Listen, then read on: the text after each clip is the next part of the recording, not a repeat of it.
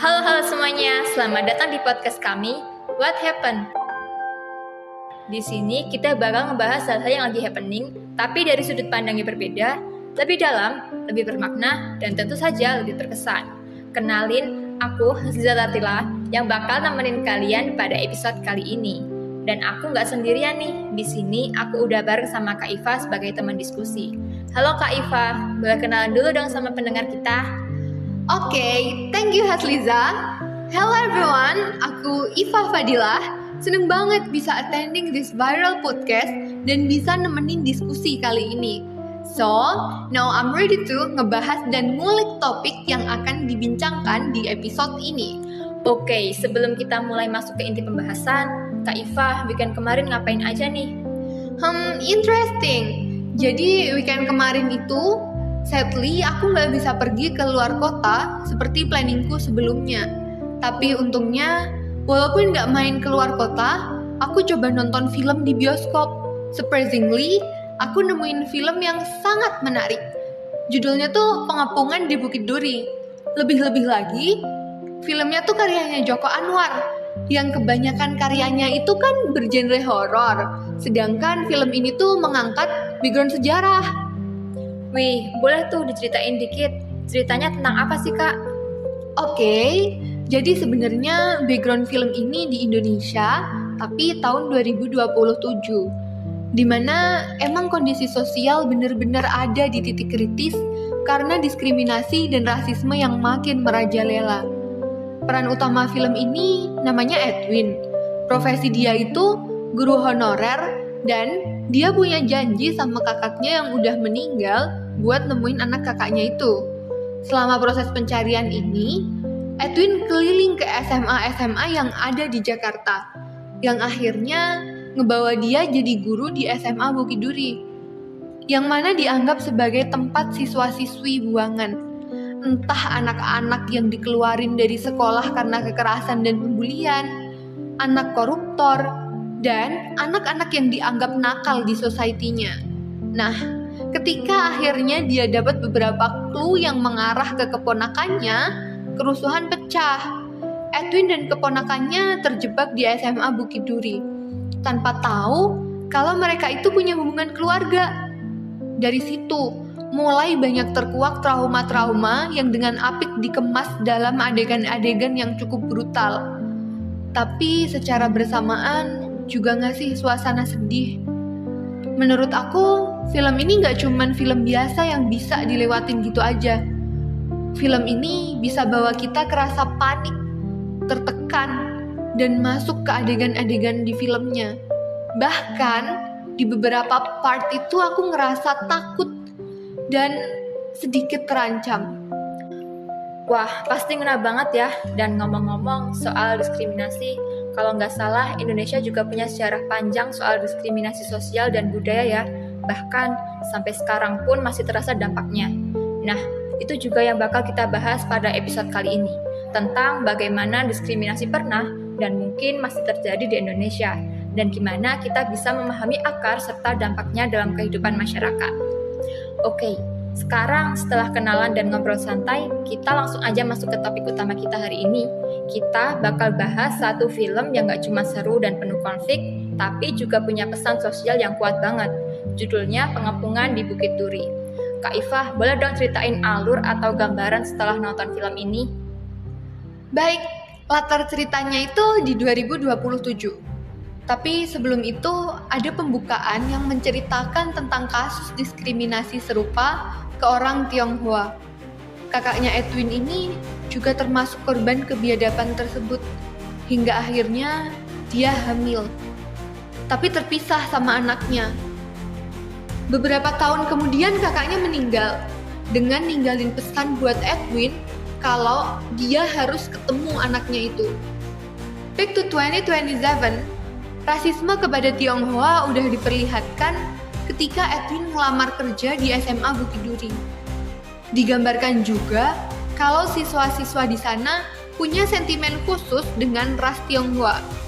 Di samping kenakalan-kenakalannya, Edwin harus ngerasain di titik mana dia benar-benar diancam untuk dibunuh sama muridnya sendiri. Jadi, ada satu geng yang digambarkan sebagai pembuli anak-anak lain yang gak segan melakukan pembunuhan. Mereka bahkan ada rutinitas untuk hunting anak Cina cuma buat mereka pukulin demi kepuasan pribadi.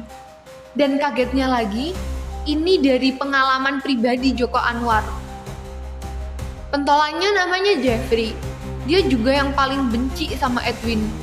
Ada satu scene di mana Jeffrey ini secara terang-terangan ngelempar kayu ke kepala Edwin di dalam kelas. Trauma terhadap kerusuhan itu tetap ada. Digambarkan juga adanya kawasan pecinan yang benar-benar eksklusif dan terpencil. Tapi mereka solid, saling jadi support system. Ada satu bar yang diceritakan sebagai salah satu tempat berkumpulnya orang Tionghoa ini. Tepat ketika Edwin ke sana, ada berita tentang kerusuhan yang kemungkinan besar bakal nyebar sampai Bukit Duri. Mereka was-was, diskriminasi dan sentimen sedang berada dalam puncaknya. Tepat ketika itu, Edwin dengan ambisinya menemukan anak kakaknya, ngajak salah satu murid yang dia curigai sebagai anak dari kakaknya ke sekolah dengan alibi tugas kelas. Di waktu itu juga, kerusuhan semakin menyebar, dan tanpa diketahui, geng pembeli itu punya rencana buat ngebunuh Edwin, apapun caranya. Adegan-adegan setelah inilah yang menurut aku sangat dark dan berhasil ngebuat penonton ngerasa hampa. Gengnya Jeffrey itu mengintimidasi Edwin dan 3 orang lainnya yang terjebak di sekolah itu. Mereka bahkan berani bunuh orang tua dari salah satu murid Edwin yang kejebak. Bahkan Jeffrey ini bunuh temannya sendiri yang menurut dia pengecut.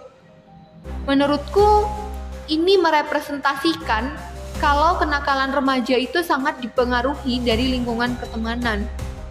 Kadang mereka ikut berbuat jahat itu karena pengaruh dari teman-temannya juga, bukan karena keinginan sendiri. Singkat cerita, mereka nggak bisa cari jalan keluar dan nekat buat fight hadap-hadapan. Ada yang kabur ninggalin Jeffrey, dan ada yang meninggal juga waktu adegan kejar-kejaran. Tapi akhirnya, murid yang dicurigai sebagai keponakan Edwin itu terbukti kalau dia itu bukan yang Edwin cari. Di saat itulah, Jeffrey dan Edwin berhadapan-hadapan dan berkelahi hebat. Sampai akhirnya, Jeffrey nggak sengaja kedorong sama Edwin dan meninggal karena tertancap senjata di lehernya. Baru setelah itu, sekolah terjarah massa dan akhirnya kejadian itu nggak pernah terungkap karena alibi penjarahan. Waktu Edwin keluar dan buka email berisi video kejahatan Jeffrey dulu, dia baru sadar kalau sebenarnya keponakan yang dia cari itu adalah Jeffrey. Jadi inti film yang diangkat Joko Anwar ini adalah budaya kekerasan dan juga diskriminasi yang masih marak terjadi di Indonesia. Kalau dilihat-lihat, konflik di film ini mirip banget sama kenyataan di Indonesia, khususnya diskriminasi terhadap etnis Tionghoa yang memuncak di tahun 1998. Waktu itu, kondisi ekonomi kacau, banyak pengangguran, harga naik, dan akhirnya mahasiswa Trisakti demo besar-besaran. Demo ini meluas ke berbagai kota dan bikin situasi makin panas, hingga akhirnya Soeharto turun dari jabatan. Tapi sebelum itu, pemerintah sempat mengkambing hitamkan etnis Tionghoa buat alihin kemarahan rakyat. Padahal dari dulu etnis Tionghoa udah sering dibatasi gerakannya, kayak lewat aturan yang melarang mereka berdagang di desa. Akhirnya mereka dianggap perusak ekonomi pribumi. Di masa kerusuhan, banyak toko dirusak, rumah dijarah, bahkan ada kekerasan terhadap perempuan Tionghoa. Dan konflik ini nunjukin kalau ketegangan antara etnis Tionghoa dan masyarakat gak cuma sejarah lama, tapi luka yang belum benar-benar sembuh. Nah, setelah kita ngebahas alur cerita dan konteks sejarah diskriminasi etnis Tionghoa di Indonesia, sekarang kita masuk segmen yang paling menarik, kritik sastra terhadap film Pengepungan di Bukit Duri. Kak Iva, boleh dong jelasin sedikit pandangan kakak secara lebih dalam mengenai kritik sastra terhadap film ini? Oke, kita mulai dari aspek naratif dulu kali ya. Dari segi cerita, film ini punya struktur narasi yang padat dan intens. Penulis skenario berhasil menyatukan unsur fiksi dengan kenyataan sosial yang relevan banget. Jadi penonton itu bukan cuma menyimak, tapi diajak berpikir juga. Film ini mengangkat tema seperti diskriminasi, marginalisasi, dan trauma kolektif secara berani dan menyeluruh. Overall gitu untuk narasinya ya. Dan untuk sinematografinya, film ini menurut aku tampil kuat dan intens, menciptakan atmosfer gelap yang mencerminkan kekacauan dan tekanan psikologis dalam ruang sekolah. Penggunaan pencahayaan redup, warna kusam, dan kamera handheld menghadirkan kesan realisme yang mencekam, memperkuat ketegangan yang dirasakan penonton. Komposisi visual yang simbolik, seperti koridor sempit dan ruang tertutup, menambah kedalaman makna dan mempertegas kritik sosial yang diusung film ini. Dengan kualitas produksi tinggi berkat kolaborasi internasional, sinematografi film ini tidak hanya estetis, tetapi juga berperan penting dalam menyuarakan keresahan terhadap kekerasan dan ketidakadilan dalam sistem pendidikan. Jadi kalau kita tarik dari perspektif sejarah, film ini seolah menegaskan bahwa sejarah itu nggak pernah benar-benar berakhir. Diskriminasi terhadap etnis Tionghoa bukan cuma bagian dari masa lalu, tapi juga luka yang diwariskan turun-temurun. Dan itu tercermin banget dalam tokoh Edwin. Betul, Edwin adalah gambaran dari seseorang yang bukan hanya bertahan dalam kekacauan, tapi juga harus bergulat dengan identitasnya. Dia keturunan Tionghoa, dan karena itu, dia bukan cuma menghadapi kekerasan fisik, tapi juga penolakan sosial. Ini yang membuat konfliknya jadi personal sekaligus politis. Kalau kita pelajari sejarah Indonesia, diskriminasi terhadap komunitas Tionghoa itu sudah lama terjadi sejak zaman kolonial. Bahkan di era Orde Baru, mereka ditekan dengan kebijakan asimilasi paksa, seperti penghapusan nama Tionghoa, pelanggaran budaya, dan pembatasan di sektor-sektor tertentu. Pada tahun 1998, luka itu pecah jadi kerusuhan yang sangat kelam. Itu mirip sama di film ini nggak sih, Kak? Exactly. Dan dalam film ini, trauma sejarah itu divisualisasikan lewat simbol-simbol yang kuat. Sekolah Bukit Duri itu sendiri bisa dibaca sebagai metafora dari Indonesia. Dia tuh tempat yang penuh potensi, tapi rusak karena konflik internal dan luka sejarah yang gak pernah disembuhkan. Edwin yang datang sebagai guru seperti mewakili generasi baru yang mencoba menyatukan kembali pecahan-pecahan masa lalu. Dari sisi kritik sastra, film ini menarik juga kalau kita lihat dengan pendekatan strukturalisme. Ada pola konflik yang jelas antara Edwin yang rasional dan reflektif versus murid-murid yang brutal dan liar. Ini bukan sekedar konflik antar tokoh, tapi simbol dari konflik antara ingatan dan amnesia sejarah, antara harapan dan trauma. Setuju banget, Liz. Film ini berani menyuarakan perspektif korban yang selama ini jarang diberi tempat dalam narasi besar sejarah nasional. Dan dari sisi ideologis, film ini berpihak pada mereka yang selama ini dibungkam bukan secara politik, tapi secara kemanusiaan. Jadi, film ini nggak hanya menyampaikan cerita, tapi menyampaikan luka. Dan ini penting banget buat generasi muda yang mungkin selama ini cuma tahu sejarah dari buku. Lewat film ini, sejarah itu jadi terasa hidup, dan yang paling penting, terasa relevan. Kalau bisa disimpulkan, pengepungan di Bukit Duri bukan cuma tentang aksi atau konflik, tapi lebih dari itu. Tapi tentang pengakuan, tentang rekonsiliasi, dan tentang keberanian untuk jujur pada luka sejarah bangsa kita. Tepat sekali. Film ini bukan hanya membuka mata, tapi juga mengajak kita bertanya.